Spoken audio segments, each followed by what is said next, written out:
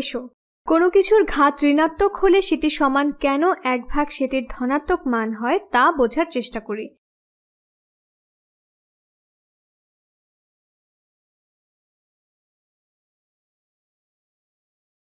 এবং বিষয়টি ভালোভাবে বোঝার জন্য আমি 2 এর বিভিন্ন ঘাত দেখে বোঝার চেষ্টা করব সূচক 0 এর নিচে পূর্ণ সংখ্যা হলে কি হয়।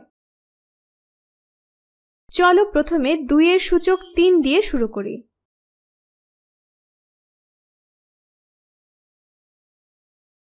আচ্ছা, 2 এর সূচক 3 হলো 2 গুণ 2 গুণ 2 অর্থাৎ 8।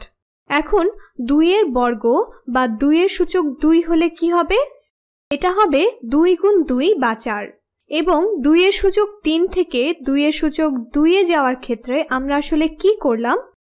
আমরা 2 দিয়ে ভাগ করলাম। চলো এরকম করতেই থাকি। 2 এর সূচক 1 হলে কি হবে? এটি শুধু 2 হবে। 2 এর সূচক 2 থেকে 2 এর সূচক 1 এ যাওয়ায় আমরা আবার 2 দিয়ে ভাগ করেছি। এবার বিষয়টি মজার হবে। 2 এর সূচক 0 এবং এখন আমরা বুঝতে পারবো কেন কোনো অশূন্য সংখ্যার সূচক 0 হলে তা সমান 1 হয়। তো প্রতিবার সূচক 1 কমালে আমরা 2 দিয়ে ভাগ করি, তাই এখন আবার আমরা 2 দিয়ে ভাগ করব।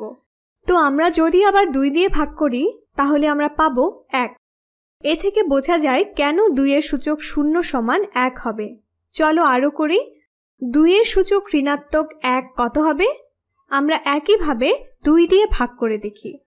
এখন আবার 2 দিয়ে ভাগ করলে এটা হবে 1 ভাগ 2 বা 2 ভাগের 1। লক্ষ্য করো, 2 এর সূচক ঋণাত্মক 1 সমান 1 ভাগ 2। 2 এর সূচক 1 সমান 1। এটির বিপরীত সংখ্যার সমান। চলো আরো করি। তাহলে 2 এর সূচক ঋণাত্মক 2 কত হবে? আমাদের আবার 2 দিয়ে ভাগ করতে হবে। আবার 2 দিয়ে ভাগ করলে তুমি ফলাফল পাবে 1 ভাগ 4।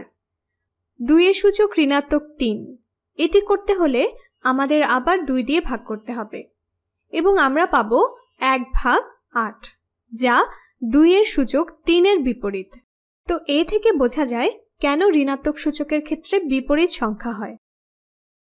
কোনো কিছুর ঘাত ঋণাত্মক হলে তা 1 ভাগ সেই একই সংখ্যার ধনাত্মক সূচক হয়।